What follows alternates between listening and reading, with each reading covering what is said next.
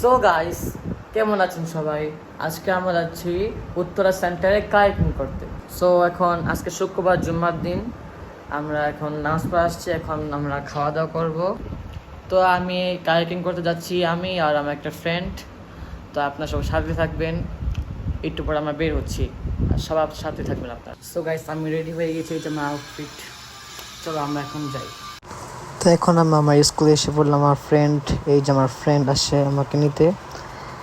তো আমার স্কুলের একটা ভিডিও নিয়ে নিলাম। এটা হচ্ছে আমার স্কুল, ও যে আমার ক্লাস দেখা যাচ্ছে, ও যে আমাদের অফিস। গাইস, আমাদের পরীক্ষা হলো স্যার, আমরা বেশ ঘুরবার।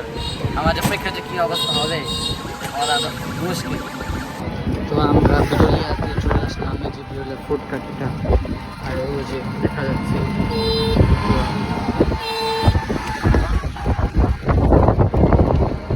সো গাইস, আমরা এসে পড়েছি এই জায়গায় হাইকিং করতে। এখানে দেখি মেলা হইতেছে। আজকে ওয়েদারটা অনেক সুন্দর গাইস, আপনারা এখানে আসবেন। এই যে আমাদের বোর্ড, এটা আমাদেরকে বের করে দিচ্ছে এখন।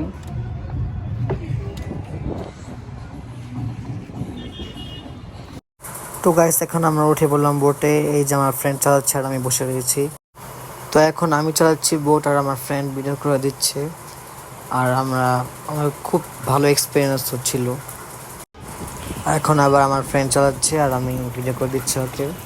গাইস, আমরা যেদিন গিয়েছিলাম সেদিন ভিউটা খুব ভালো ছিল। আকাশটা মেঘলা মেঘলা ছিল, শুক্রবার দিন অনেক ভালো লাগতেছিল। আর সেই বাতাস ছিল অনেক ভালোই। আর আমি তখন বলতেছিলাম, এই জায়গায় আমরা কেন আগে আসলাম না? এই জায়গায় এত সুন্দর ভিউ, আগে সে আমাদের আসা দরকার। অনেক সুন্দর একটা জোস জায়গা ছাদি, তাকে বলতেছিলাম।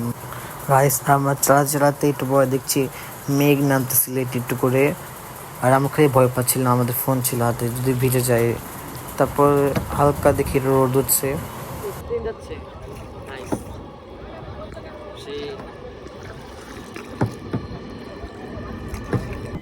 গাইস, আজ কাইকিং পাই না বলে।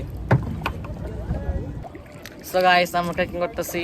তারপর আমি একটু লাইফ জ্যাকেট খুলে একটু ভিডিও করলাম, সামনে এই যে করলাম, মেট্রো রেল দেখা ছবি যাচ্ছে, আপনাকে দেখাই।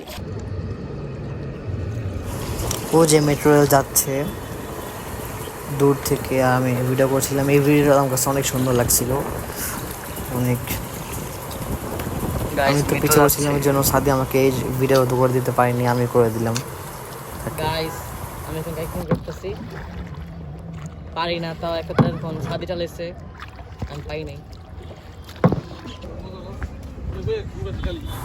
তারপর কাইকিংয়ের পাশে এই জায়গা আছে, এই জায়গায় আমাদের ঢুকতে হলে 20 টাকা এন্ট্রি ফি দিতে হয়।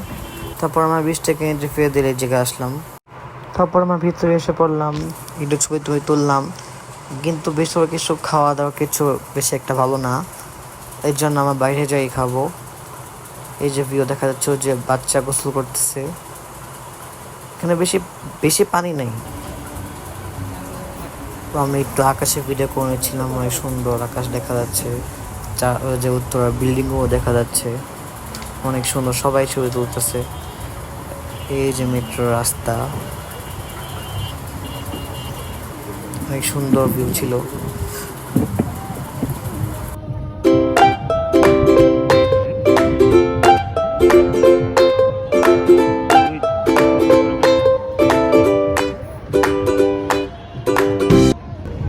তো আমরা এখান থেকে চলে যাচ্ছি, এই যে এখন আমরা তারপর আমাদের ঘুরতে ঘুরতে অনেক গরম লেগেছিল। তারপর আমরা এই যে এই আইসক্রিমগুলো পেয়ে গেলাম। এই আইসক্রিমগুলো আমি অনেকদিন ধরে খাই না, ছোটোবেলায় খাইতাম। তারপর আমরা এই আইসক্রিমগুলো নিয়ে নিলাম, আমি একটা, সাদে একটা। তারপর আমি একটা সিনেমেটিক ভিডিও করে নিলাম, অনেক সুন্দর মেট্রো যাচ্ছিল, আমরা একটু ভিডিও করে নিলাম। সো গাইস, আমরা ঘোরাফেরা শেষ, এখন আমরা চলে যাচ্ছি বাসায়। তারপর আমরা 30 টাকা ভাড়া করে বিরলা ব্রিজে যাচ্ছিলাম। সেখান থেকে আমরা বাসায় যাব। আমার গেতে গেতে পঞ্চবটি এই যে ব্রিজটা পঞ্চবটির পরে বিচটা, অনেক সুন্দর লাগছিল, এই জন্য ভিডিও করে নিলাম। এখানে অনেক মানুষ, এখানে বিকালের সময় ঘুরতে আসে। এখনো মানুষ আসেনি, আসতেছে।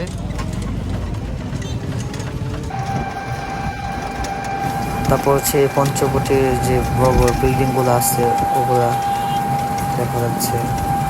এই যে এগুলা মামা অনেক পঞ্চবটি স্পিডে চালাচ্ছিল, চিলমরে ছিল অনেক, রিস্কা অনেক দ্রুত যাচ্ছিল। তারপর আমরা বিরলের থেকে বাসা চলে যাচ্ছিলাম।